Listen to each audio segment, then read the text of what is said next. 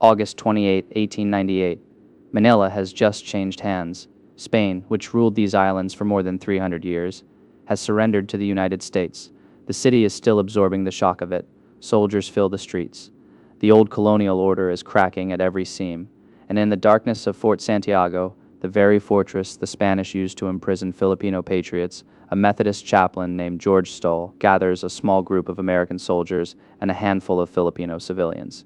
He opens his Bible, he preaches, he prays. It is, as far as history records, the first public Protestant worship service ever held in the Philippines. Nobody could have known, in that dungeon in Fort Santiago, that what began there would grow into the first Protestant church in the nation, a church that would survive occupation, war, destruction, and resurrection, and stand on Calais Street in Manila to this day.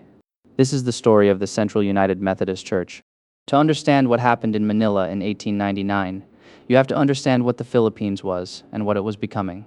For 333 years, Spain had governed the archipelago with the Catholic Church as its partner in power. The friars were not just spiritual shepherds. They were landlords, tax collectors, gatekeepers of education, and instruments of colonial control. Faith and empire were inseparable. To be Filipino officially was to be Catholic. There was no other option. Then, in the span of a single year, everything shifted. The Philippine Revolution had already shaken the Spanish grip. Then came the Spanish-American War and the Treaty of Paris in December 1898, which transferred the Philippines to the United States.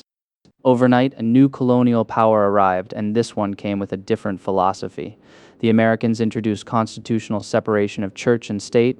They opened the country to Protestant missionaries, and the missionaries came immediately.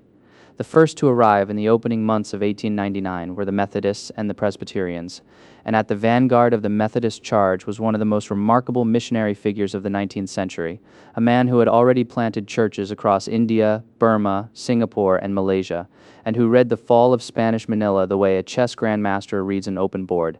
His name was Bishop James Mills Thoburn, and he moved fast. James Mills Thoburn was born in 1836 in Ohio, the son of Irish immigrants, and by the time he arrived in Manila in February 1899 at the age of 62, he had already lived several missionary lifetimes. He had gone to India in 1859 as a young man of 23. He had planted churches in Calcutta, built schools, launched publications, and presided over mass movements of converts. He had pioneered Methodist work in Rangoon in 1879, in Singapore in 1885. By 1888, he had been elected bishop, with episcopal oversight for all of India, Burma, and Malaysia. He was, by any measure, one of the most accomplished missionary strategists of his era. When news of the American victory at Manila Bay reached him, Thoburn saw not a political event, but a providential one. A door long bolted shut by 3 centuries of Spanish Catholic exclusivity had suddenly swung open. He did not hesitate. In February 1899, Thoburn sailed to Manila. He found a city in transition, American soldiers everywhere, Filipino civilians cautious and curious, the old Spanish Catholic institution still standing, but suddenly no longer monopolizing the spiritual landscape. He organized what he found, a small group of Americans and Filipinos who had been worshiping informally since Chaplain Stoll's historic service the previous August on March 5, 1899. Bishop Thoburn formally organized the congregation, holding services at the rented Teatro Filipino building, a theater, of all places, at the corner of Echgay and San Roque streets in Quiapo. The church's first pastor on the ground was Reverend Arthur W. Proch, one of the earliest Methodist missionaries assigned to the islands. The congregation was small, mostly American, mostly English-speaking. In those early months, the church was known simply as the American Church.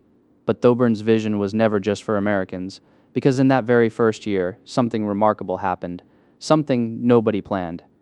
A young Filipino walked into a Sunday service one afternoon, and everything changed. One Sunday in July 1899, Reverend Proch arrived at services without his interpreter. He turned to the congregation and asked Paulino Zamora, a Filipino member, to speak in his place. Paulino demurred. He said his son Nicolas could speak far better than he could. And so young Nicolas Zamora stepped forward. What followed silenced the room. Nicolas Zamora delivered a sermon that was, by every account, electrifying in Tagalog, a language many of the Americans in the room did not even understand. But they felt his conviction and clarity. They felt his authority, and this needed no translation. Proch placed the Sunday afternoon Filipino language services entirely in Zamora's hands from that day forward, and Nicolas Zamora flourished. The Zamora family had a long and painful history with the Spanish Catholic institution. His great-uncle, Father Jacinto Zamora, was one of 3 Filipino priests executed by the Spanish government in 1872 on dubious charges of sedition. The family had become deeply distrustful of the friar system. Paulino Nicolas' father had secretly obtained a Bible from a sea captain, read it privately, and quietly become a Protestant, a dangerous thing to do under Spanish rule. Now, with the Spanish gone and a new era dawning, Nicolas Zamora stood in a Methodist church in Manila and preached with everything he had. On March 10, 1900, Bishop Thoburn returned to Manila for a second visit. He was so impressed by Zamora's gifts and impact that he arranged for his ordination on the spot, cabling mission headquarters in the United States to process the paperwork through the South Kansas Conference. Thoburn ordained Nicolas Zamora a deacon just hours before leaving Manila. Nicolas Zamora became the first Filipino to be ordained as a Protestant minister in any denomination anywhere in the Philippines. The American church now had a Filipino preacher, and the gospel was beginning, slowly, to find its voice in a language the nation's people had been waiting centuries to hear it in. The congregation moved several times in its early years, rented buildings, temporary spaces, always growing, always needing more room. Then, in October 1900, the church's official board made a decision that announced their permanence. They purchased land, a plot at the corner of San Luis Street, now T.M. Calao Street, and General Luna Street in Ermita, Manila.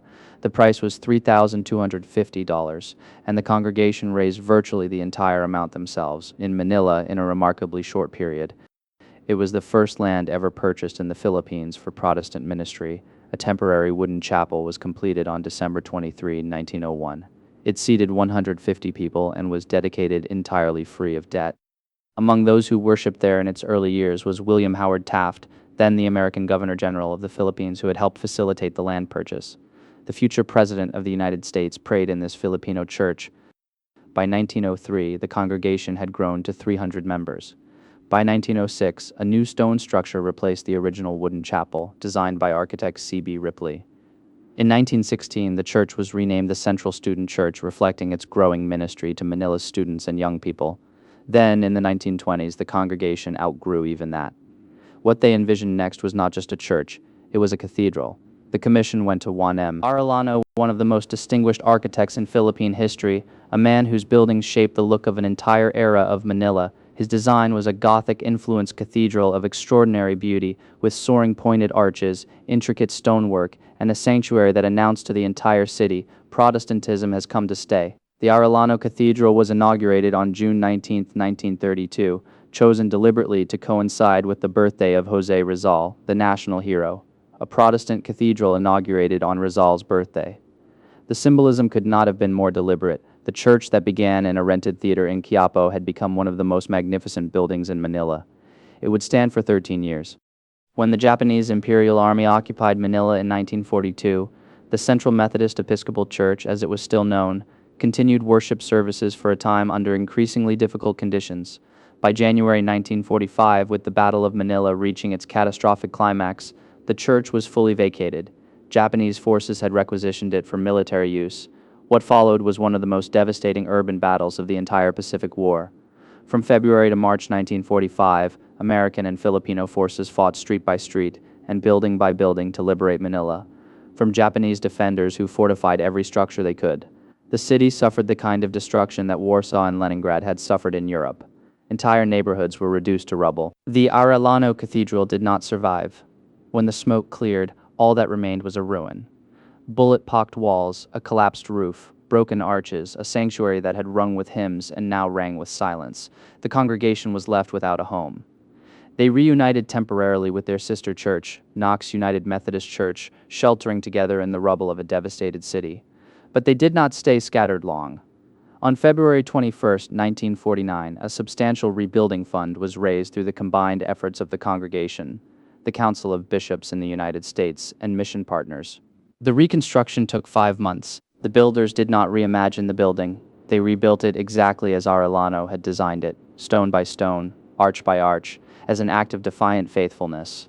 A Filipino sculptor named Graciano Nepomuceno carved Da Vinci's Last Supper into the altar. Along with the Greek letters Alpha and Omega, 7 symbols of the church were added to the panels and pulpits.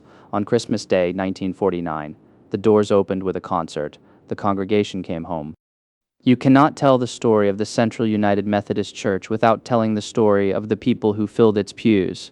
Among its most distinguished members was Jose Abad Santos, Chief Justice of the Supreme Court of the Philippines, and the man who served as acting president and acting commander-in-chief of the armed forces during the Japanese occupation. When the Japanese captured him in Cebu in 1942, they offered him his life in exchange for cooperation. He refused. He was executed on May 1, 1942. A staunch Methodist who worshipped at Central, his face is now on the Philippine 1,000 peso banknote alongside two other martyrs of that terrible war. But perhaps the most unexpected figure in the church's history is Felix Manalo, the man who would go on to found the Iglesia Ni Cristo, one of the largest and most distinctive Filipino religious movements of the 20th century. Historical records show that Manalo was a Methodist church member between 1903 and 1906. Whatever theological journey eventually took him in a different direction, his earliest Protestant formation happened in the world that Central helped create. The church that Thoburn founded as the American Church gradually, generation by generation, became fully Filipino. Worship expanded from English to Tagalog, Ilocano, and Chinese. The congregation diversified. The mission deepened. Through the decades, the broader United Methodist movement that grew from that 1899 founding in Quiapo has become a major force in Philippine society. The Philippines Central Conference today encompasses 24 annual conferences across 3 episcopal areas, with a professing membership of over 200,000 and a wider community it serves approaching 1 million people. Methodist-founded schools, hospitals, and community programs are woven throughout the fabric of Philippine life, and in 2022 the church reached another, though controversial, landmark. Ruby Nell Estrella was elected as the first woman bishop of the United Methodist Church in the Philippines, an event that the original congregation of 1899 could scarcely have imagined. A verse in Isaiah 43:19 in the ESV where God says, "Behold, I am doing a new thing. Now it springs forth. Do you not perceive it? I will make a way in the wilderness and rivers in the desert." In 1898, the Philippines was a wilderness for Protestant faith. Centuries of locked doors, closed Bibles, and enforced silence. And then almost overnight, a new thing sprang forth, a bishop from Ohio and a chaplain in a dungeon and a young Filipino preacher who stepped forward when no interpreter showed up. God made a way. The Central United Methodist Church stands today on Calaw Street in Ermita, a building that has been built, destroyed, and rebuilt. A congregation that was American then became Filipino. A church that began in a theater and grew into a cathedral. A community that has buried martyrs, sheltered the broken, and sent its songs echoing across one of the most beautiful and resilient cities in Asia. It is not just a church, it is a testimony that God was at work in the Philippines long before any of us could see it. If this video added something to your faith, your thinking, or your understanding of God's work, please hit the like button and subscribe. It helps this content reach more believers who need to hear it. And if someone in your life needs to see this, share it. That means more than any algorithm ever could. This channel exists to take the Word of God and the story of His work. No fluff, just faithful, honest, biblically grounded content. We are glad you are here. Stay with us. God bless you.